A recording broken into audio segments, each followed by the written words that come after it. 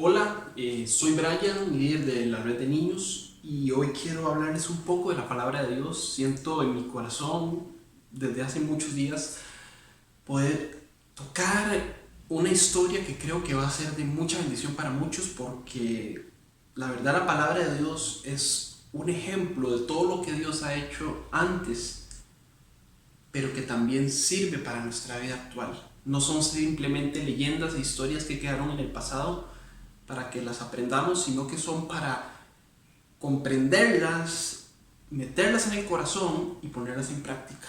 Porque hay poder en los ejemplos que Dios nos dio por medio de sus siervos.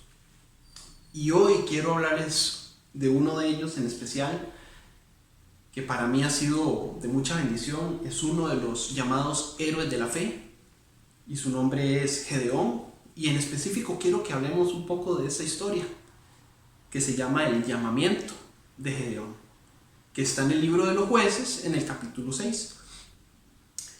Y a grandes rasgos, la historia que nos narra la Biblia dice que el pueblo de Israel, dice así: los hijos de Israel hicieron lo malo delante de Dios. Nuevamente es una historia que se repite a lo largo de muchos capítulos y en específico de los jueces. Los hijos de Israel hicieron lo malo delante de Dios. Pongámoslo en nuestro contexto: el pueblo hizo lo malo delante de los ojos de Dios. La gente hizo lo malo delante de los ojos de Dios. Quiero que aterricemos un poco en nuestro contexto actual, en nuestra vida actual y en lo que estamos pasando en nuestro país, en el mundo y en nuestra sociedad actualmente. Hicieron lo malo delante de los ojos de Dios. Y dice: y Dios los entregó en manos de sus enemigos. Uno, dice que hicieron lo malo. Y dos, dice, Dios los entregó en mano de sus enemigos. Y uno se preguntaría, ¿cómo? ¿Dios? No, ahí hay algo raro. Dios los entregó en manos de sus enemigos. No es que Dios siempre está a nuestro lado y nos protege, sí. Pero vámonos atrás, dice, hicieron lo malo delante de los ojos de Dios. Y Dios dijo: ok, no quieren acordarse de mí, están a disposición de sus enemigos y ellos harán con ustedes lo que quieran porque se han olvidado ustedes de mí. Eso dice el versículo 1. Entonces dice la palabra de Dios que la mano de Madián, estos eran sus enemigos, la mano de Madián prevaleció, permaneció y se prolongó contra el pueblo de Israel. Y para aterrizar un poco más en la idea, yo quiero que me vayan comprendiendo, porque tal vez lo hacemos como algo muy fantasioso, pero no lo aterrizamos a nuestro contexto y a nuestra vida. Dice: la mano de Madián prevaleció contra el pueblo. Pongámoslo en nuestro contexto actual. La mano del Madianavirus prevaleció contra el pueblo. Para que vayamos entendiendo cómo paralelamente una historia también nos habla a nosotros de cómo enfrentar la vida nuestra. Dice: entonces los israelitas, por causa de los madianitas, pongámosle otra vez nombre y apellido, por causa del Madianavirus, hicieron cuevas, se escondieron en los montes, se escondieron en lugares fortificados y se metieron en sus casas. Y dice que todo esto por causa del temor que tenían. Se metieron en cuevas. Y yo no sé si parece muy similar a lo que hemos visto en algunas partes y en nuestro contexto alrededor. La gente dice: por causa del temor, por el opresor que estaba sobre ellos, se hicieron una cueva, se encuevaron y se escondieron. Yo no sé quiénes y cuántos están encuevados y escondidos ahora, pero si usted está encuevado, está escondido, vamos a seguir viendo qué es lo que pasa.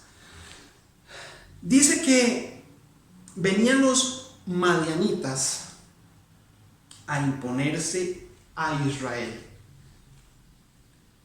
Ahora vamos a decirlo nuevamente. nuestro enemigo actual. Venía el Madianavirus a imponerse sobre el pueblo. Y dice, todo lo que había el pueblo sembrado era robado por él. Todo lo que el pueblo había sembrado, sus cultivos, sus frutos, el fruto de su trabajo y de su tierra, dice, era destruido a causa del nombre y apellido Madianavirus, los madianitas, su enemigo que estaba opresor y dictaba cómo debían estar ellos por debajo de los pies de sus enemigos. Y dice que no dejaban que nadie en Israel pudiera comer, porque todos ellos tenían el control y se llevaban y saqueaban lo que ellos decían, porque ellos eran la ley en ese momento. Acuérdense que Dios los había entregado en manos de ellos para que estuvieran subyugados. Ellos eran sus sirvientes y estaban a la merced de los madianitas. Nombre, Madianavirus. No podían comer y venían a la tierra a devastarla. Yo no sé cuántos han visto devastado su trabajo, peor aún su familia, su vida espiritual, su vida de su hogar. Mucha gente tal vez está desesperanzada, con temor, con incertidumbre, a causa de su enemigo, los madianitas, que vinieron a sobreponerse al pueblo. Y dice que de ese modo empobrecía el pueblo de Israel. Y era una pobreza que venía en gran manera, porque ellos venían y saqueaban todo y tenían el poder absoluto sobre el pueblo de Israel. Ellos eran los que se impusieron al pueblo. Ojo, el pueblo no tomó la decisión, dice que fueron impuestos. Ellos se impusieron y dijeron, somos superiores y venimos y tomamos el control y nosotros dictamos. Dice que el pueblo entonces clamó a Dios por ayuda. Y Dios les dijo, sí, yo soy su Salvador. Yo soy su Dios y yo soy el que puede luchar por ustedes y soy el que les di esta tierra a ustedes. Pero, y ahí vienen los peros, que los peros a veces son muy grandes, pero no han obedecido mi voz. No han obedecido mi voz. Entonces dice, vino el ángel del Señor y vio a Gedeón. Nota importante, no dice que Gedeón estaba clamando en ese momento a Dios y estaba suplicando a Dios, ni lo estaba buscando ni tan siquiera. Dice que realmente Gedeón estaba sacudiendo un poco de trigo para poderlo esconder y irse a meter él también en la cueva, porque él también estaba con terror de lo que podían hacer los madianitas y de su poder sobre el pueblo de Israel. Entonces él estaba viendo a él, que no me roben lo poquito que me quedó y me voy y me escondo para poder a ver hasta cuándo aguanto y a ver en qué momento puedo volver a salir porque ellos no me van a dejar salir. Y dice que vino el ángel a Gedeón, curioso. Y dice que fue él el que vio a Gedeón. Y le dijo, Dios está contigo, varón esforzado y valiente. Y yo les pregunto, ¿por qué Gedeón era un varón esforzado y valiente si no había hecho nada más que estar aporreando un trigo para irse a esconder? Ahí no hay nada valeroso. Y Gedeón respondió, Dios, ¿dónde estabas? ¿Dónde estás? ¿Dónde están esas maravillas que nuestros padres han contado que tú hiciste, que los liberaste de Egipto, que los liberaste de este y este pueblo? ¿Dónde estabas? Y dice que mirándole Dios, le dijo, ve, vamos a poner en grande la palabra ve de ir, ve. Eso es un mandato, ve, ocupo que vaya, ve, con esta tu fuerza y salvarás a tu pueblo. Pregunta, ¿cuál fuerza? Yo no veo ningún personaje fortachón, sino una persona que estaba amedrentada también, aporreando su último trigo para esconderse. Pero, bueno,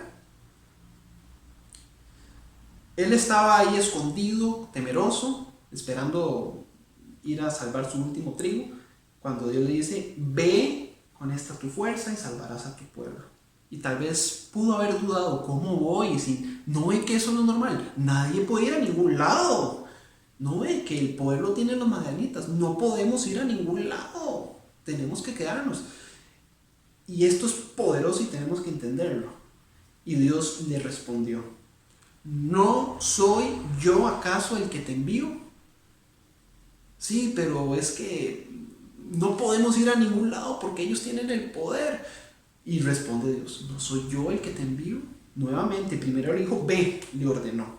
Y después le dijo, ¿y acaso no soy yo el que le envío? O sea, ¿no es más poderoso mi mandato que el mandato que está imponiendo los madianitas? ¿Y con cuál fuerza podría haber luchado Gedeón si en su interior estaba atemorizado tal vez? Es precisamente en el interior de Gedeón lo que Dios vio, porque Dios ve nuestro corazón y ve más a futuro. Tal vez Dios vio un poder de convocatoria y le previó en Gedeón de que si él le preguntaba a Gedeón, ¿usted está dispuesto a ir en contra de todo? Ir, enfrentarse y salvar a su pueblo en contra de todo ese ejército y ese gobierno madianita que está de opresor con ustedes, esas leyes que son opresoras y que van contrarias a mí. Y seguramente Dios en su infinita sabiduría vio que Gedeón iba a responder, sí Señor, envíame a mí, envíame a mí. Y curiosamente yo creo que Dios lo que vio fue firmeza en su corazón, tal vez vio un corazón valiente, porque la valentía del corazón no es lo mismo que una fortaleza física. Tal vez no era una persona muy robusta y fuerte, pero sí tenía un corazón firme y determinado. Le dijo Dios, ve, nuevamente le dice que vaya, no que se quede guardado en la cueva, encuevado como muchos otros. Dijo, ve, salga, vaya, haga, rescata a tu pueblo. Dice, la fuerza que Dios pedía poner en acción en Gedeón era la fuerza de yo hago un cambio en la actitud. ¿Y cuál era la actitud que tenía el pueblo? Cobardía, sumisión ante los madianitas, el madianavirus. Me voy a encuevar, me voy a esconder, no voy a salir, voy a esperar hasta que me muera hambre en la cueva porque ya no tengo nada que comer, porque si salgo o se me roba lo que me quedaba o me mata, me muero. Un cambio de actitud. Ese cambio de actitud era con el que él iba a recuperar lo robado, no solamente para su casa, su familia, sino para todo el pueblo. Era algo importante la misión que Dios le estaba dando. Gedeón era una persona insignificante y de hecho él mismo lo reconoció y le dijo, Señor, yo soy insignificante, soy uno de los más pequeños de la casa de mi padre y de hecho la casa de mi padre es una de las más insignificantes de toda la tribu. Entonces él reconoció que era insignificante y de hecho lo quiso poner como un pretexto como para que yo dijera, sí, mira, esta persona no sirve para nada, mejor lo desecho y busco a alguien bien fuerte. No, dice que Dios ya sabía eso. Y aunque le puso ese pretexto, Dios lo eligió. Y aparte de eso, Dios seguramente vio esa insignificancia como una fortaleza en Gedeón.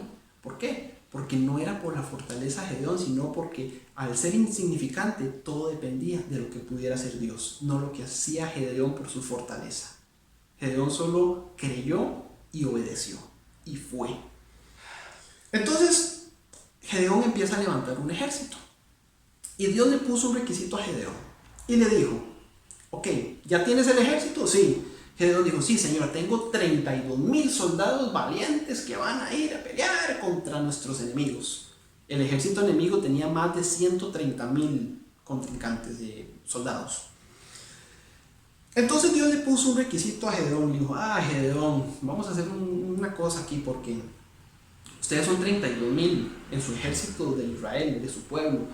No quiero que piensen de que si yo les doy la victoria, no quiero que piensen de que nosotros por nuestra valentía, nuestra fuerza y nuestra astucia fue que ganamos. Y no me den la gloria a mí, dijo Dios. Entonces dijo, le voy a poner un requisito, Gedeón. Vaya por favor, pregúnteles a los soldados. ¿Quiénes tienen miedo? Y el que les ponga, tengo miedo de ir a salir, a ir a enfrentar, y si tengo miedo, dígales, madrugue tempranito y se devuelve para la casa. No nos sirve. A Dios no le servía gente temerosa. Él no podía hacer algo con gente temerosa. La victoria se daba en el valor, en la valentía. Ese era uno de los requisitos que Dios puso para ver. Era un filtro. Y después le puso un segundo requisito, porque dice que en esa primera, cuando preguntó quiénes tenían miedo, contestaron que tenían miedo 22,000. Se le fue el 70% del ejército con miedo, tenían cobardía, estaban yendo porque, ay, no me queda de otra. Realmente en su corazón no había valentía, era uno más del montón. Entonces, devuélvase para su casa, 22,000 de un solo tiro. Entonces Dios le puso un segundo requisito a Gedeón y le dijo, todavía son muchos ustedes para ir a la batalla, yo creo que van a sentir que son un ejército poderoso y no. Entonces le dijo, Gedeón, vaya, llévelos al estanque y fíjese cómo ellos toman el agua del estanque. Si ellos ponen sus manos, toman el agua del estanque, esos son los que a mí me sirven. Pero si se arrodillan y toman el agua como un perro, estos no nos sirven. Deséchelos y van para atrás y se queda con los que agarraron el agua y tomaron el agua con sus manos. Y dice que lo hizo así. Y si lo vemos en tipología de persona, es muy, muy marcado lo que Dios le enseña aquí a Gedeón, porque le dice, bueno, si toman arrodillados como un perro, eso tiene que ver más con una actitud de derrota y de conmiseración y que no tiene dirección, no tiene rumbo y no está despabilado, no sabe a qué se enfrenta. Pero si son de los que no se arrodillan, esos eran los que tomaban con la mano, no se arrodillan. Estos son los que no se dan por vencidos. Eso a grandes rasgos de las características de cada persona, cada individuo.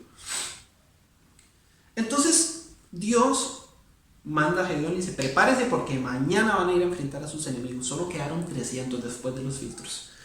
Mañana van a ir a atacar a sus enemigos. Y dice que por aquello de que Gedeón tuviera alguna duda, le dijo Dios, vaya temprano en la madrugada, escóndase junto con su cuñado en una parte de la montaña y escuche lo que dice el ejército enemigo, porque tal vez esto a usted le va a dar valor para ir a enfrentar la batalla. Dice que Gedeón hizo así.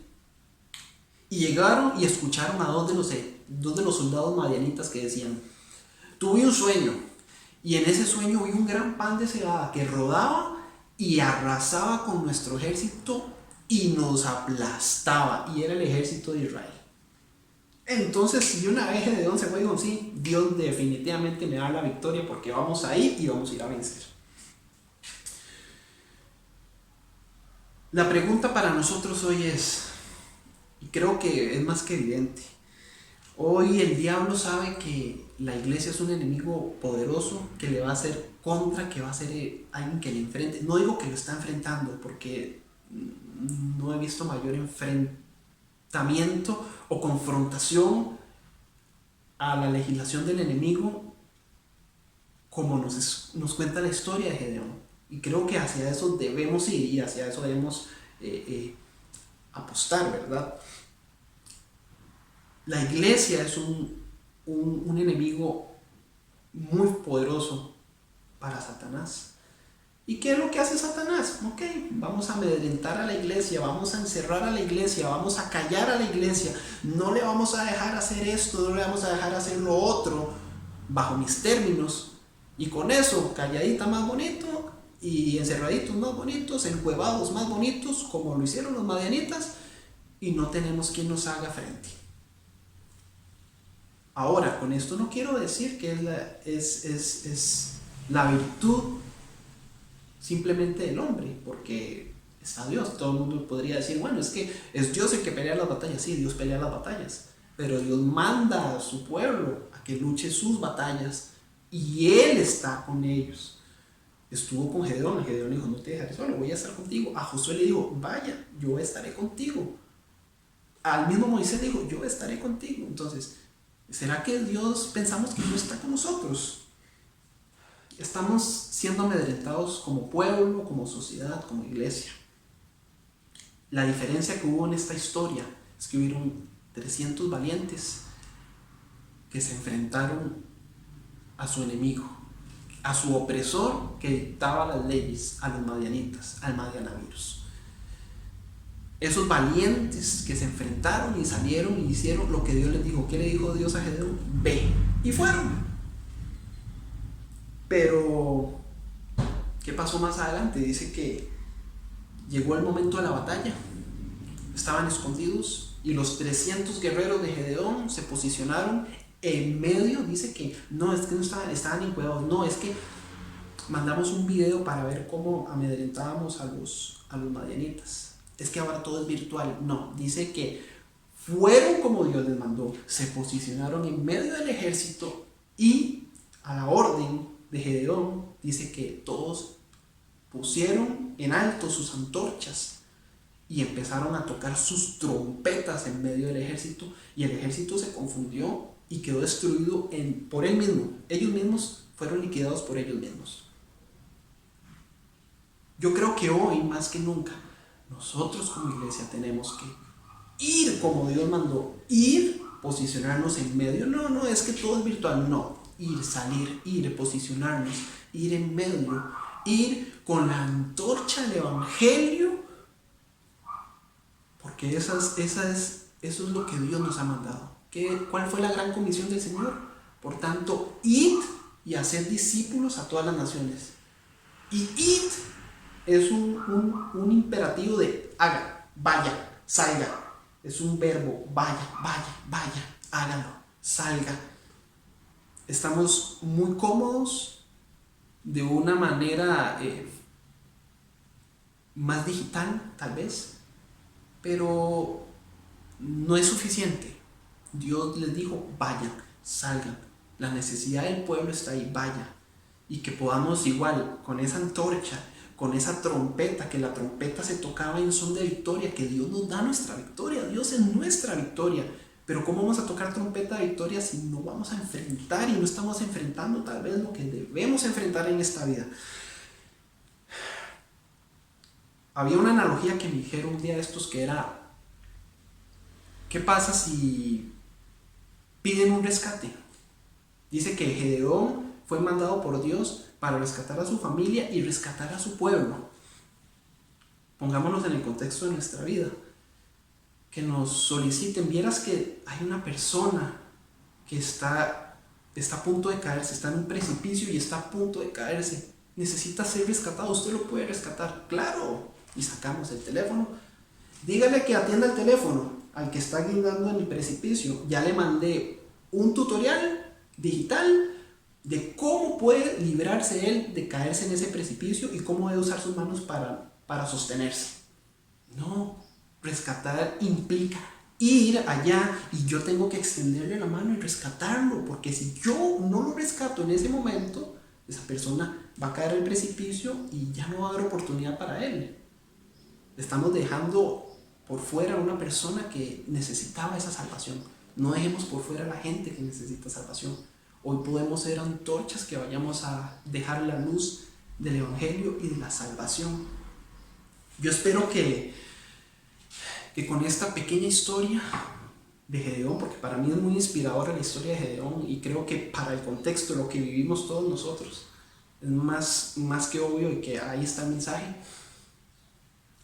Yo espero y oro que Dios levante 300 valientes como los de Gedeón, porque si ustedes se ponen a ver eran 32,000, al final del filtro solo quedaron 300. Eso no equivale ni el 1% del ejército.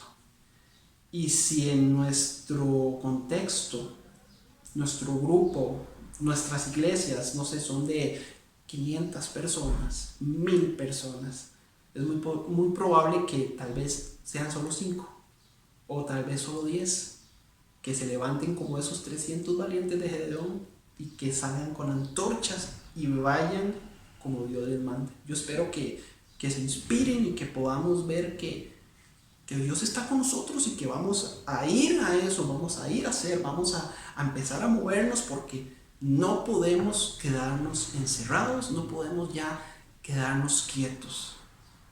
No vemos a un Jesús que estaba quieto, vemos a un Jesús que estaba de aquí para allá, de aquí para allá, de aquí para allá. Es que ahora tenemos prohibición. Me es necesario obedecer a Dios antes que a los hombres. Sí, pero es que es un tema de salud. Sí, siempre ha sido un tema de salud. Cuando Jesús iba, visitaba a los leprosos y los tocaba para que sanaran, era un tema de salud y quedaban sanos. Entonces no podemos escondernos. Dios nos ha llamado a llevar su palabra. Que Dios les bendiga.